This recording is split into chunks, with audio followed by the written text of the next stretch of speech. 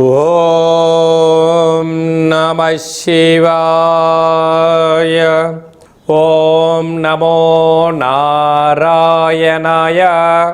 నరదృష్టి నివారణ కాళభైరవాయ నమో నమః. ఓం గణానాం త్వా గణపతిగుం అవామహే కవిం కవీనాముపవస్రవస్తవం జ్యేష్ఠరాజం బ్రహ్మణస్వత ఆన శృణ్వన్నోతిభిస్సేదసాదనగుం శ్రీ మహాగణాధిపతయే నమః. హరి ఓం. మా ఛానల్కి స్వాగతం.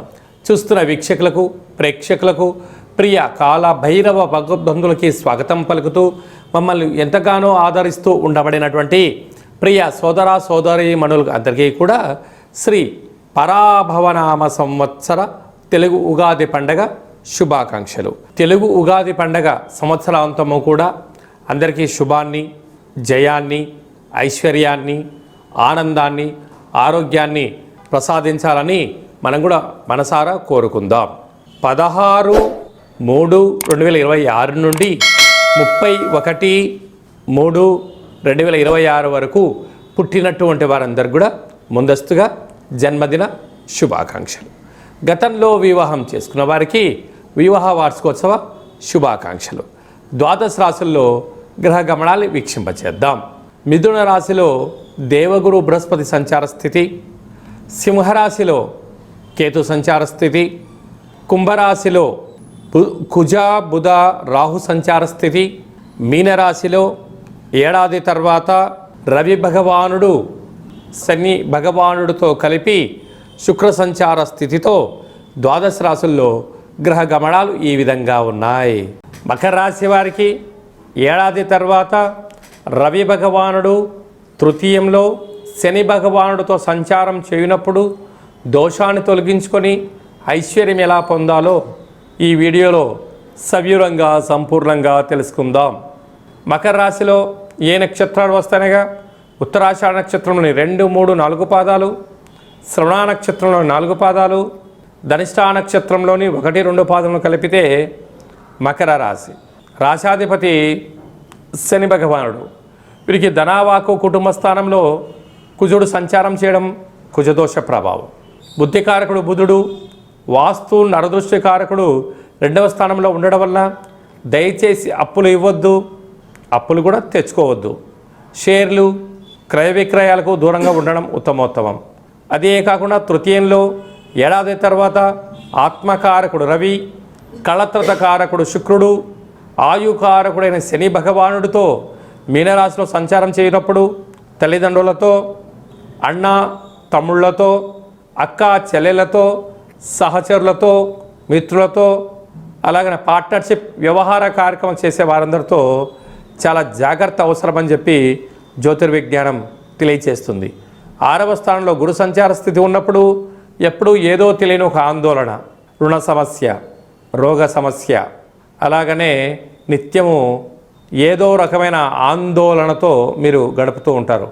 కనుక ఇలాంటి కాల సమయంలో సంవత్సరంలో చివరి గురువారము ప్రారబ్ధ గురువారము, చివరి ఆదివారము శనివారము, ప్రారబ్ధ శనివారము ఆదివారం పూట ఉపవాసం ఉండడము, తెల్ల జిల్లెడి యొక్క వృక్షానికి నీరు పోయడము, దీపాన్ని పెట్టడము, సూర్య నమస్కారము, సూర్యభగవానికి అర్ఘ్యం వదిలిపెట్టడము, గోమాతకు ఆహారాన్ని ఏర్పాటు చేయడం వలన సకల దోషాలు తొలగిపోయే అవకాశాలు చాలా అధికంగా ఉంటాయి.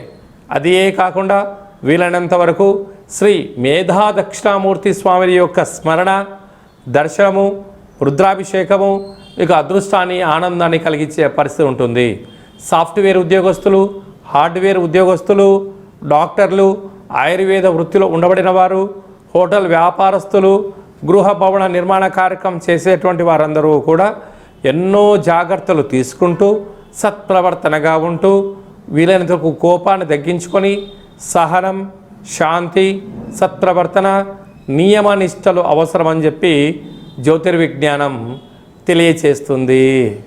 మార్చి మాసంలో ద్వితీయార్థంలో ముఖ్యమైన పండుగల గురించి క్లుప్తంగా, సవివరంగా, సంపూర్ణంగా తెలుసుకుందాం. 17వ తారీఖున సోమవారము, తెలుగు సంవత్సరాదికి చివరి సోమవారము, మాస శివరాత్రి సందర్భంగా మహాదేవుడికి రుద్రాభిషేకం చేసుకోవడము యోగదాయకం అని చెప్పి గమనించగలగాలి. అలాగనే 18వ తారీఖున బుధవారము అంటే మంగళవారంతో కూడుకున్నటువంటి అమావాస్య, బుధవారం రోజు కూడా అమావాస్య ఛాయలు కొనసాగుతూ ఉన్నాయి కనుక మనము తెలుగు సంవత్సరానికి చివరి అమావాస్య అవ్వడం వలన ఇంట్లో కూష్మాండ దీపాన్ని వెలిగించుకొని ఇంటికి దిష్టి తీసి బయట వేయడము, చాకలి వారితో ఆశీర్వచనం తీసుకోవడం వల్ల సకల శుభం కలుగుతుందని చెప్పి గమనించాలి. అలాగనే మనకు 19వ తారీఖున శ్రీ పరాభవనామ సంవత్సరము ఉగాది పండగ ప్రారంభము. ఆ రోజు మనము మంగళ స్నానమును ఆచరింపచేసి షడ్రుచుల సమ్మేళనమైనటువంటి తీర్థప్రసాదాలు స్వీకరించడము, పంచాంగ శ్రవణము, దేవతా దర్శనము, తల్లిదండ్రులకు గురువులకు నమస్కారం చేయడము శుభసూచకం. అలాగనే మనకు 27వ తారీఖున శ్రీరామనవమి అనగానే రాముడి కళ్యాణంలో పాల్గొనడం వలన సకల శుభాలు ఐశ్వర్యం కలుగుతాయని చెప్పి గమనించాలి. అలాగనే మీ వ్యక్తిగత జాతకం తెలుసుకోవాలనుకుంటున్నారా? మీరు మీ యొక్క పేరు, పుట్టినటువంటి తేదీ, నెల, సంవత్సరం, పుట్టినటువంటి సమయం రాసి వాట్సాప్లో పంపించగలిగినట్లయితే 100 సంవత్సరముల జాతకాన్ని రాసి పంపించి మీరు పుట్టినప్పుడు గ్రహ గమనాలు ఎలా ఉన్నాయి, ప్రస్తుతం ఎలా ఉంటున్నాయి, రాబోయే కాలం ఎలా ఉండబోతున్నాయో సవివరంగా సంపూర్ణంగా తెలియజేయడం జరుగుతుంది. చాలామందికి పుట్టినటువంటి కాల సమయంలో డేటా ఆఫ్ బర్త్లు లేనటువంటి వారికి మీ పేరు యొక్క మొదటి అక్షరాన్ని అనుసరిస్తూ రాశిని తెలియజేస్తూ రాశి యొక్క స్థితిగతులను మనం తెలుసుకుంటూ అలాగనే రమణ శాస్త్రం ద్వారా అనగా గవ్వళ ద్వారా కాళభైరవ ఉపాసన చేత భూత భవిష్యత్ వర్తమానాన్ని తెలియజేయడం జరుగుతుంది. కనుక ఈ కింది నెంబర్ను సంప్రదించి అపాయింట్మెంట్ తీసుకొని సంప్రదించగలరు. అందరికీ ఈ తెలుగు సంవత్సర ప్రారంభ కాల సమయంలో అందరికీ ఆయురారోగ్యాలు ప్రసాదించాలని శ్రీ రామచంద్ర స్వామి వారి యొక్క కళ్యాణ మహోత్సవ ఆశీస్సులు ఉండాలని కోరుకుంటూ ఆశీర్వచనం. ఓం దాశరథాయ విద్మహే సీతావల్లభాయ ధీమహి తన్నో శ్రీరామచంద్ర ప్రచోదయాతు. హరి ఓం. శతమానం భవతి శతాయు పురుష సతేంద్రియ ఆయుష్యేవేంద్రియే ప్రతిష్టతి. ధనం ధాన్యం బహుపుత్రలాభం శత సంవత్సరం దీర్ఘమాయు. శ్రీ పరాభవనామ సంవత్సరాంతం ఆయురారోగ్యం ఐశ్వర్యం అనుగ్రహం ప్రసాద సిద్ధిరస్తు తదాస్తు. ఈ వీడియో మీకు నచ్చినట్టయితే లైక్ చేయండి, షేర్ చేయండి. మా ఛానల్ యొక్క ఆధ్యాత్మిక వీడియోలు అందరికన్నా ముందుగా మీరు చూడాలన్నట్టయితే గంట సింబల్ ప్రెస్ చేసి ఈ యొక్క భక్తి సమాచారాన్ని భగవద్బంధులకు, మిత్రులకు, స్నేహితులకు చేరవేసి హిందూ ధర్మాన్ని కాపాడండి.